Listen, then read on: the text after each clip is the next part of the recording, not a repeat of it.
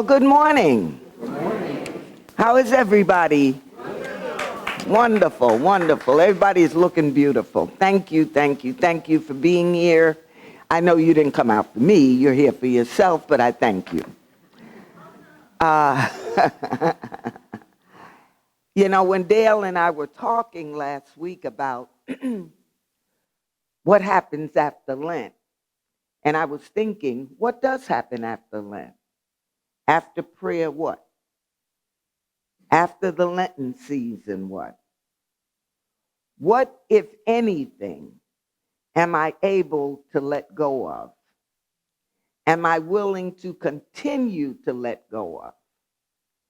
If I can think of it in a flash, then I haven't let go of it. It's still with me. But if I have to think, contemplate, what was it that I let go of? Then it's gone. It's gone. I've learned in Unity that I cannot fool myself any longer. When I am about to have a breakthrough in my life, there's a chemicalization that goes on. I caught a cold. There were some things that I needed to do that I said during Lent I was going to let go of. And I kept hemming and hawing about it, letting it go, taking it back, letting it go, taking it back. And then I made a decision, I'm going to let it go. And what happened? I caught a cold. You know, there's some chemicalization going on. Now, I'm not concerned about the cold because I know what God is doing for me. God is saying to me, slow it down and do what is yours to do. And that is what I'm doing. Revelation versus realization. Revelation is already going on. Revelation is what is. Realization is whether I realize it or not. Am I willing to look at what is, change what is not working for me, incorporate what will work for me, and keep it moving? Only I can do that. I can come to Unity for the next 50 years. I can listen to Dale. I can listen to tapes of Myrtle and the Fillmores. Nothing will do it for me. I will have to move my feet. And that is where I get stuck at times. But what I forget is that I'm a unitic. I'm a unitic. Okay? And I know I'm a unitic. So I know it'll work if I work it. It will work if I work it. Now, I heard Johnny Coleman say that at one of the POT conventions that I've gone to, but I've also heard that in a 12-step program. It'll work if you work it. You know, I equate the 12 powers along with the 12 steps. All of them require me to do some work. What kind of work am I to do? If I am going to unhook myself, if I'm going to say I'm going to let go of this for 40 days, and I'm really able to let go of it for 40 days, but on the 41st day, I take it back, what happens? I stop doing the work. What is the work? What is the work for Evelyn? What is the work for you? What did I do in those 40 days, if I was able to let it go, that I'm not doing now? Think about it. I thought about it. What, for me, was a blocker was fear. F-E-A-R. F-E-A-R. There's so many acronyms for fear. False evidence appearing real. Face everything and run. You know, we got so many acronyms for fear. But fear was at the bottom of everything. Fear was my choosing some things to let go of for Lent, because if I wasn't fearful, I wouldn't even have chosen those things to let go of. But I had the courage during those 40 days to let it go. And I'll tell you something. As we were nearing, like we got to the 37, 38, I started getting a little nervous. I said, uh-oh, the 40 days is almost up now, you know. I got to tell on myself, what am I going to do? Well, I look back. Where did the courage come from to do it for 40 days? There's no difference between 40 days and 41 days if I'm honest with myself. So what I decided to do, and what you might decide to do, is to stick your big toe in the water and see whether when you pull it out, you still have it. Because one of my fears, and that's an acronym, is that if I put my big toe in the water, when I pulled it out, I might not have it. That's a fear. And you know what?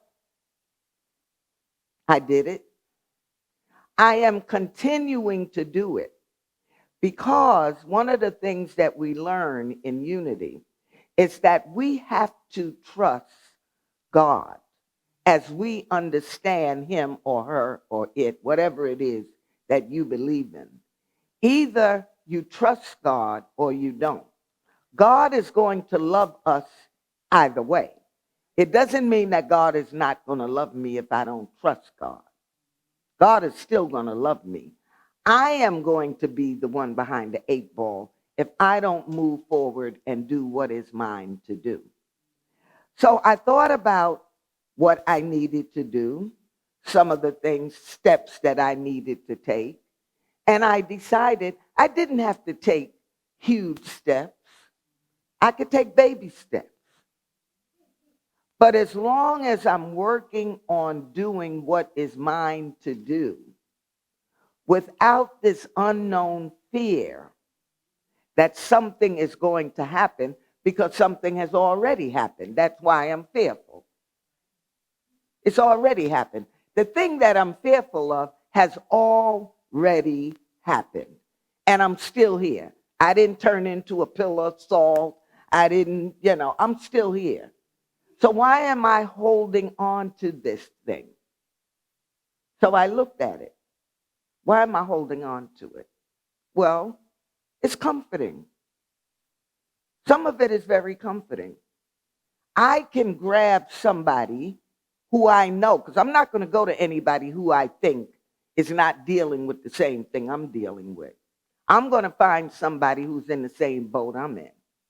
And I'm going to talk to them about it, and I'm going to make sure that that person is going to tell me what I want to hear. I'm not going to talk to somebody who's going to try to talk me out of my fears, because I'm going to get mad with them, okay? And I'm not going to want to speak to them no more. Oh, they don't know what they're talking about and so on. I'm going to find somebody who's going to co-sign my you-know-what. And that's what we do. And as I do that, and I do that, and I do that, then before I know it, I'm back in the fear. I haven't moved. I haven't done anything. And I'm stuck. And I don't know about you, ladies and gentlemen, but I don't think any of us want to be stuck. I think the reason we come to Unity, I know the reason I come to Unity, is because I want to soar. I want to grow. I want to explore. I want to find out what I can do. What can I do with this life that God has given me? What can I do with it? How can I be of service to myself and to my fellow man? What can I do? And if I'm able to unhook myself from the fears that tells me that I can't do this because I'm too old, I can't do this because I'm too this, I can't do that, whatever, then I'm never, ever going to reach my goals. I'm never going to meet my expectations of myself. I am 83 years young. I got a job when I was 70 years young at Coastal State Prison. It's an all-male, minimum to maximum state prison in Garden City, Georgia. And I got that job when I was 70. I'm a social worker and a certified alcohol and drug counselor. I worked at that job for 10 years. I was 80 when I retired. And I am now working at Chatham County Jail. Well, I always worked at Chatham County Jail, but I picked up more hours since I retired. And my director said, when I when I retired from Coastal, she said, Evelyn, does this mean you're going to slow down? I said, I don't think so. You know, I am doing what I love. You know, don't worry. One of the things that used to block me was finances. Okay, finances. If I even thought that my bank account was falling below what I thought it should be, I went into panic mode. This shut tight. Nothing came in and nothing went out, and I was stuck. What I learned is that God will provide as long as you're willing to give of you, to give of yourself. One of the things that I did, and one of the things that you will do, doesn't matter how old you are, find a job that you love doing. It does not matter where it's at. It does not matter what society says. Apply for it if you like doing it. Go apply for it. If you think, because your ideas are from God, the revelation is the idea. The realization is what you do with it. The revelation for me was I wanted to work with alcoholics and addicts, and I knew that right off the bat. I've been doing that for over 45 years. I will do that as long as I'm breathing. Didn't matter to me whether it was in prison, jails, detox, outpatient, churches, community centers, it didn't matter.